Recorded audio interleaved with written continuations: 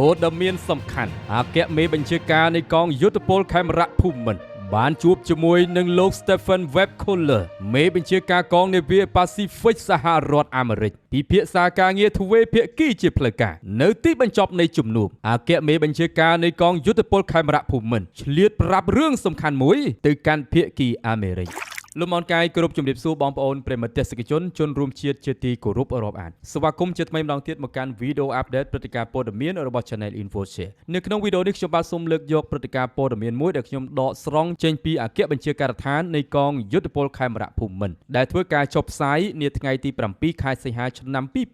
2026ទេសនាចប់ពេញចិត្តវីដេអូនេះបងប្អូនកុំភ្លេច like comment និង share ទៅកាន់បណ្ដាញសង្គមមួយបានម្នាក់មួយចង់បានព្រឹត្តិការណ៍ព័ត៌មានអាប់ដេតជារៀងរាល់ថ្ងៃគ្រាន់តែចុច Subscribe លើ Channel InfoShare ជាការស្រេចនាព្រឹកថ្ងៃទី7ខែសីហាឆ្នាំ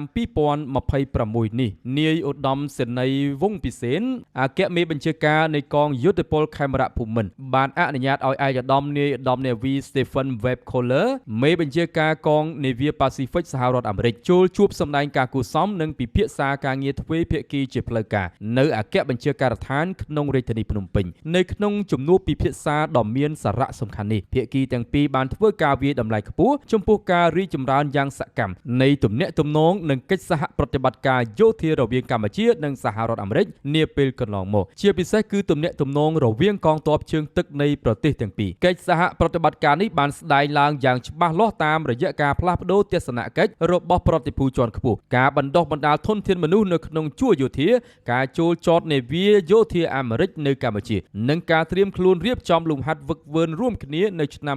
2027ខាងមុខជំនួបនេះបានឆ្លុះបញ្ចាំងអំពីឆន្ទៈយ៉ាងមុតមមនៅក្នុងការបន្តពង្រឹងចំណងមិត្តភាពនិងកិច្ចសហប្រតិបត្តិការទៅលើវិស័យការពារជាតិឲ្យកាន់តែមានកម្រិតស៊ីជម្រៅបន្ថែមទៀតដើម្បីផលប្រយោជន៍នៃប្រទេសទាំងពីរក៏ដូចជាការចូលរួមចំណែកយ៉ាងសកម្មនៅក្នុងការថែរក្សាសន្តិសុខនិងស្ថិរភាពនៅក្នុងតំបន់ទាំងមូលនៅក្នុងឱកាសនេះផងដែរនាយឧត្តមសេនីយ៍វង្សពិសេនក៏បានថ្លែងអំណរគុណយ៉ាងជ្រាលជ្រៅចំពោះរដ្ឋាភិបាលនិងកងទ័ពសហរដ្ឋអាមេរិកដែលតែងតែបានចូលរួមចំណែកយ៉ាងសំខាន់នៅក្នុងដំណើរការស្វែងរកសន្តិភាពនិងការអភិវឌ្ឍសង្គមសេដ្ឋកិច្ចនៅកម្ពុជានាពេលកន្លងមកអគ្គមេបញ្ជាការកម្ពុជាបានសម្ដែងនៅការស្វាគមន៍យ៉ាងកក់ក្ដៅចំពោះការបន្តពង្រឹងកិច្ចសហប្រតិបត្តិការទៅលើវិស័យការពារជាតិការរួមគ្នាប្រយុទ្ធប្រឆាំងជាមួយអំពើភេរវកម្មការទប់ស្កាត់បទល្មើសនិងឧក្រិដ្ឋកម្មឆ្លងដែនគ្រប់ទម្រង់ការបន្តបេសកកម្មរុករកនិងស្រាវជ្រាវនៅអធិធាតុយុទ្ធជនអាមេរិកដែលបានបាត់ខ្លួននៅក្នុងសម័យសង្គ្រាមនៅកម្ពុជា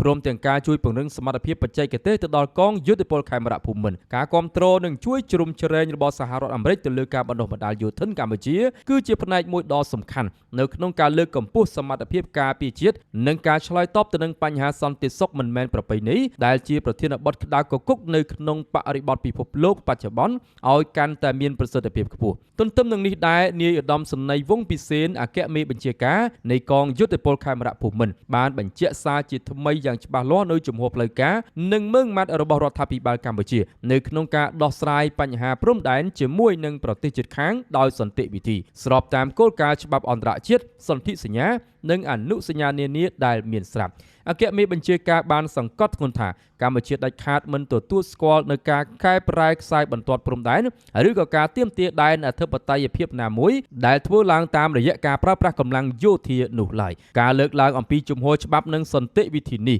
គឺដើម្បីធានាបាននូវការការពារបូរណភាពទឹកដីអធិបតេយ្យភាពជាតិនិងការរក្សាបាននូវបរិយាកាសសន្តិភាពនិងសហប្រតិបត្តិការល្អនៅតាមបណ្ដោយព្រំដែនកម្ពុជាតែងតែប្រកាន់ខ្ជាប់នៅនយោបាយការបរទេសរៀបចំទំនាក់ទំនងដោយឈរទៅលើការគោរពច្បាប់អន្តរជាតិនិងការឆ្ពោះទៅរកការដោះស្រាយវិបត្តិដោយការចរចាប្រកបទៅដោយការយោគយល់គ្នាដើម្បីជៀសវាងការប៉ះទង្គិចប្រដាប់អាវុធដែលនាំឲ្យប៉ះពាល់ទៅលើជីវភាពរស់នៅរបស់ប្រជាពលរដ្ឋស្លូតត្រង់ជាការឆ្លើយតបរបស់ឯកឧត្តមនាយឧត្តមនាវី Stephen T. Webb Kohler មេបញ្ជាការកងនាវាប៉ាស៊ីហ្វិកអាមេរិកបានសម្ដែងនៅការកោតសរសើរយ៉ាងខ្លាំងចំពោះការបដិញ្ញាចិត្តនិងជំហរដ៏ច្បាស់លាស់របស់កម្ពុជានៅក្នុងការដោះស្រាយបញ្ហាប្រឈមនិងចំនួននានាដោយសន្តិវិធីនិងផ្អែកទៅលើច្បាប់អន្តរជាតិឯកឧត្តមនាយឧត្តមនាវីបានបញ្ជាក់អំពីជំហររបស់សហរដ្ឋអាមេរិក រិកនៅក្នុងការបន្តពង្រឹងនិងពង្រីកនូវកិច្ចសហប្រតិបត្តិការឲ្យកាន់តែជិតស្និទ្ធជាមួយនឹងកងយុទ្ធពលខេមរៈភូមិន្ទនៅក្នុងនោះភាគីអាមេរិកក៏បានប្រកាសអំពីការរៀបចំធ្វើលំហាត់ហ្វឹកហ្វឺនយោធារួមគ្នាឡើងវិញ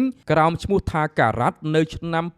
2027ខាងមុខព្រមទាំងការបង្កើតនូវកិច្ចសហប្រតិបត្តិការទៅលើជំនួយមនុស្សធម៌ការសង្គ្រោះគ្រោះមហន្តរាយធម្មជាតិនិងការបន្តចូលរួមលំហាត់យោធា SEACAT ដើម្បីរួមចំណែកទៅដល់ការថែរក្សាសន្តិភាពស្ថិរភាពនិងសន្តិសុខនាវាចរនៅក្នុងតំបន់អាស៊ីប៉ាស៊ីហ្វិកទាំងមូលផងដែរបើយើងក្រឡេកមើលឲ្យស៊ីជម្រៅពាក់ព័ន្ធជាមួយនឹងជំនួបទ្វេភាគីរវាងអគ្គមេបញ្ជាការនៃកងយុទ្ធពលខេមរៈភូមិន្ទនិងមេបញ្ជាការកងនាវាប៉ាស៊ីហ្វិកអាមេរិកនៅពេលនេះវាឆ្លុះបញ្ចាំងឲ្យឃើញយ៉ាងច្បាស់អំពីរបបយុទ្ធសាស្ត្រការបរទេសនិងយោធាយ៉ាងស៊ីជម្រៅរបស់កម្ពុជានៅក្នុងការស្វែងរកតុល្យភាពអំណាចតំបន់និងការលើកកម្ពស់កិត្យានុភាពដែលជារដ្ឋគោរពច្បាប់អន្តរជាតិការប្រកាសរៀបចំធ្វើលំហាត់ហ្វឹកហ្វឺនយោធារួមគ្នាការ៉ាត់ដែលនឹងត្រូវបានធ្វើឡើងវិញនៅឆ្នាំ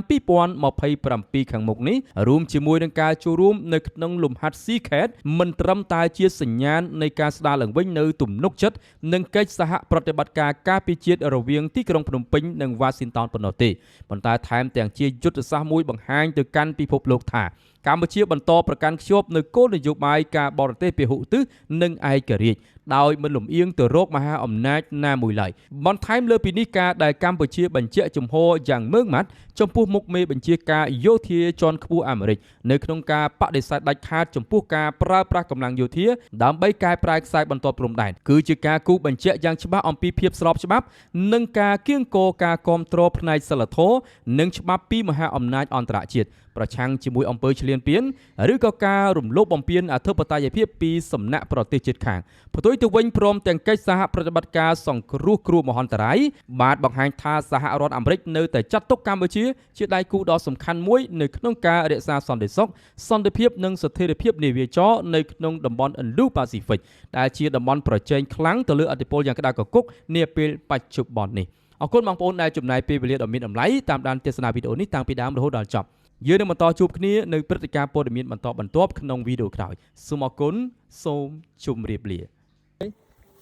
អូនជួយបេះតកៅបងបន្តិចនេះតកៅនៅដើមក្រូចនោះមើលបេះបាននេះនេះអរបងមើលនេះ